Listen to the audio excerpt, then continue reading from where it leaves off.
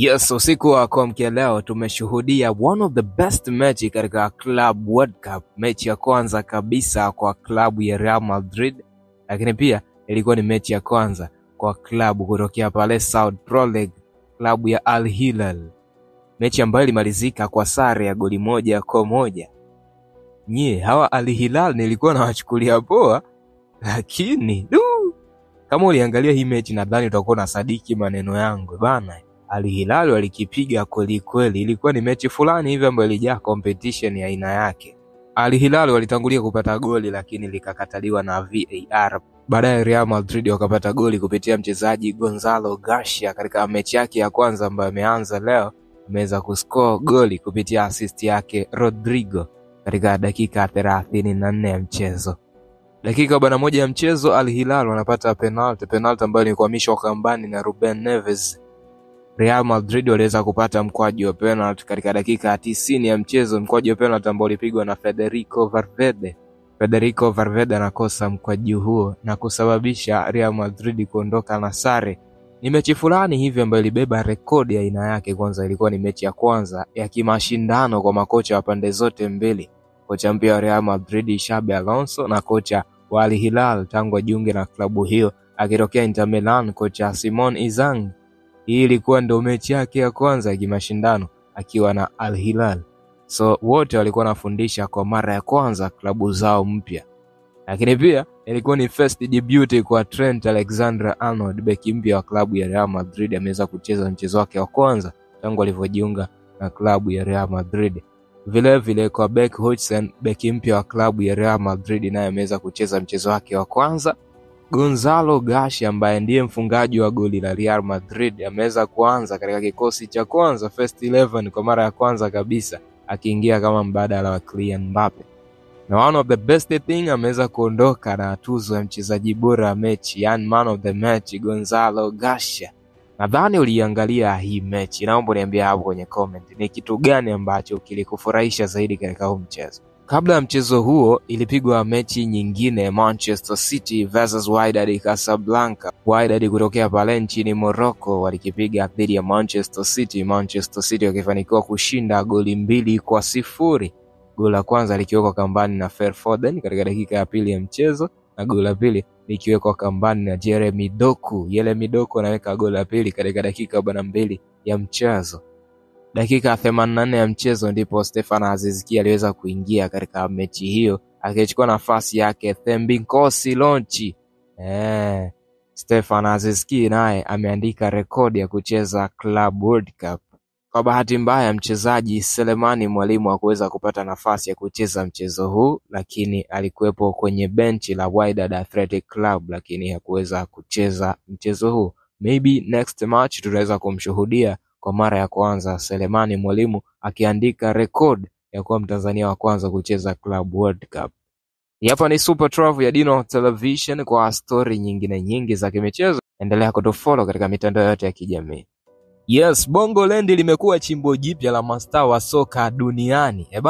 Golikipa wa klabu ya Arsenal David Raya naye yuko Tanzania katika mbuga ya Tarangire National Park iliyoko kule mkoani Manyara.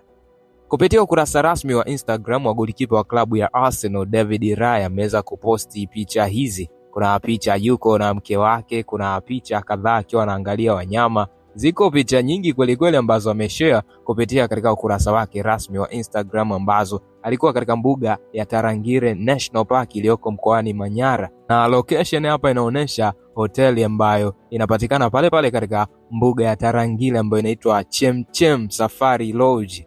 Lakini pia ukipitia katika Insta story yake ameweza kushare picha tofauti akiwa katika mazingira ya pale pale Tarangire, ambako Pedri, Gavi nao wako pale pale katika mbuga ya Tarangire National Park iliyoko mkoani Manyara.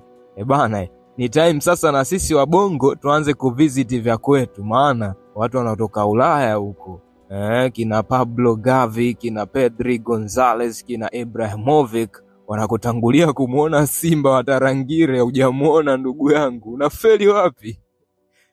Hapa ni Super 12 ya Dino Television. Endelea kutufollow kwa taarifa nyingi zaidi za kimichezo. Baada ya kiungo FC Barcelona pamoja na timu ya taifa ya Spain Pedri Gonzalez kutua nchini Tanzania katika mbuga ya wanyama ya Tarangire iliyoko kule mkoani Manyara, kiungo mwingine kutokea FC Barcelona Pablo Gavi ametua nchini Tanzania. Pablo Gavi kupitia ukurasa wake rasmi wa Instagram upande wa Insta story ameweza kuposti picha hizi. Kuna hii picha ambayo alikuwa na girlfriend wake Ana Pelayo ambayo ameiposti wakiwa na vinjari katika mbuga za wanyama. Mbele wanaonekana wanyama punda milia, then ameweka location akaandika Tanzania. Picha nyingine hii hapa akiwa na familia. Picha nyingine hii katika Insta story yake ameweza kuishare akiwa yuko na simba karibu kabisa. Huyo ndiye Pablo Gavi ameweza kutua Tanzania, kiungo wa FC Barcelona pamoja na timu ya taifa ya Spain. Na itakuwa Pedri Gonzalez amepapenda sana Tanzania akaamua kuwashtua washikaji zake kina Pablo Gavi. Njoeni Bongo Land, huku ni unyama mwingi kweli kweli. That's it. Hapa ni Super 12 ya Dino Television. Endelea kutufollow kwa taarifa nyingi zaidi za kimichezo. Baada ya kuposti kwamba moja ya sababu ambayo iliwafanya FC Barcelona wasiweze kushiriki katika Club World Cup ni pamoja na kuwa na performance mbaya ama mwendelezo mbaya katika miaka 4 iliyopita kwenye ligi ya mabingwa UEFA Champions League. Kuna huyu jamaa anaitwa G Federico 15 ameandika, asa kwa nini Atletico waingie sisi Barca tusiingie wakati sisi tumefanya vizuri zaidi yao? Ndugu, wewe umefanya vizuri zaidi ya Atletico Madrid miaka 4 iliyopita. Wewe sio Barcelona fans wa ukweli. Kiukweli, I don't know kama unafuatiliaga mpira wapi, ila kiukweli Barcelona misimu 4 iliyopita ilikuwa bloku kinoma noma na ilikuwa inafanya vibaya sana katika mashindano ya Champions League.